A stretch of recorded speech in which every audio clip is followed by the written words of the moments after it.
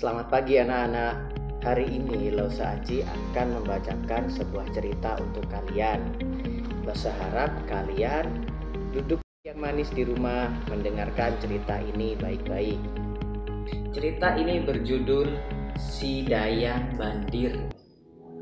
Lose akan membacakan ceritanya dengan singkat sehingga kalian dapat memahami ceritanya dengan baik. Pada zaman dahulu kala, di Provinsi Sumatera Utara, terdapat dua kerajaan besar. Kerajaan itu disebut dengan Kerajaan Timur dan Kerajaan Barat. Pada suatu ketika, raja yang berkuasa di Kerajaan Timur menikah dengan adik perempuan dari raja yang berkuasa di Kerajaan Barat. Ketika mereka masih kecil, ayah mereka meninggal dunia. Dengan meninggalnya raja di Kerajaan Timur itu, maka tahta kerajaan menjadi kosong.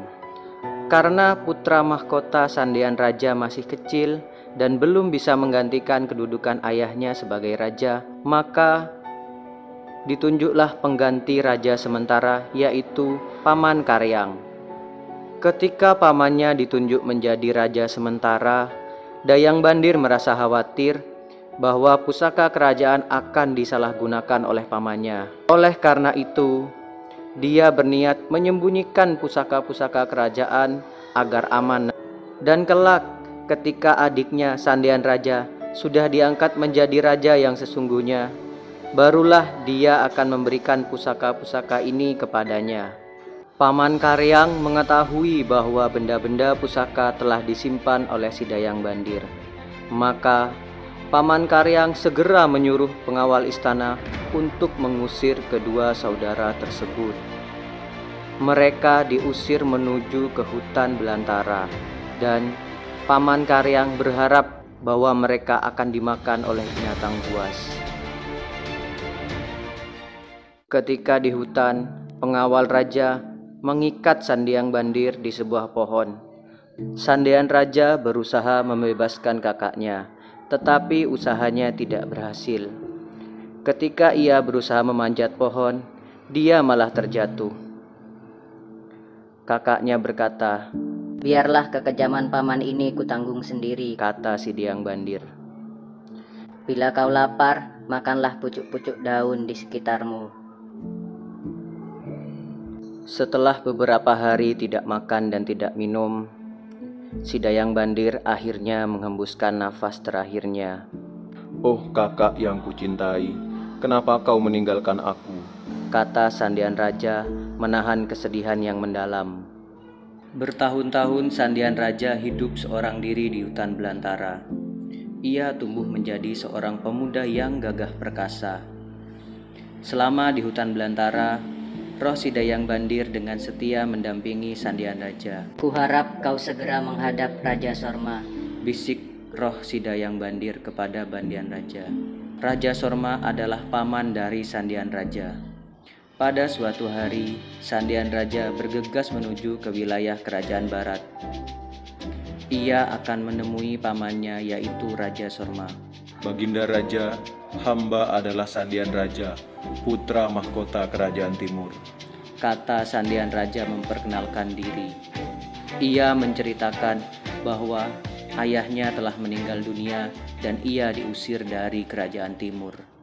Raja Sorma ingin membuktikan bahwa Sandian Raja memanglah keponakannya sendiri. Maka ia menguji Sandian Raja.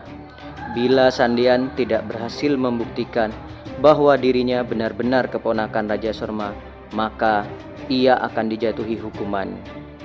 Ujian pertama adalah Sandian Raja harus memindahkan sebatang pohon hidup dari hutan belantara menuju ke halaman istana.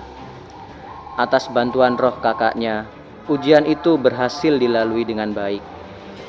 Ujian kedua adalah Sandian Raja harus menebang hutan untuk dijadikan perladangan. Pekerjaan ini pun dapat selesai dengan baik berkat bantuan roh kakaknya. Ujian ketiga sudah menanti Sandian Raja. Ia diperintahkan untuk membangun istana besar yang disebut Rumah Bolon. Lagi-lagi dengan bantuan roh kakaknya, pekerjaan ini dapat dia selesaikan dengan tepat waktu.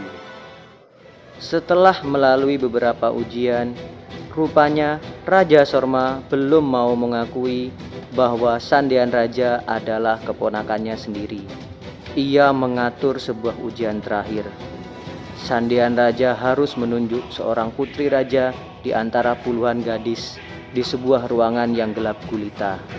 Sandian Raja merasa khawatir kalau ujian yang terakhir ini tidak akan berhasil. Jangan khawatir, aku selalu menyertaimu. Bisik roh kakaknya, yaitu roh Dayang Bandir. Atas petunjuk roh Dayang Bandir, Sandian Raja berhasil memegang kepala putri raja yang sedang bersimpuh. Atas keberhasilannya itu, Sandian Raja diakui sebagai keponakan Raja Sorma dan ia dinikahkan dengan putrinya. 1 tahun kemudian, Sandian Raja bersama prajurit kerajaan barat menyerang kerajaan timur, di mana pamannya Raja Karyang berkuasa. Dalam sekejap mata, kerajaan timur dikalahkan. Akhirnya, Sandian Raja dinobatkan menjadi raja di kerajaan timur.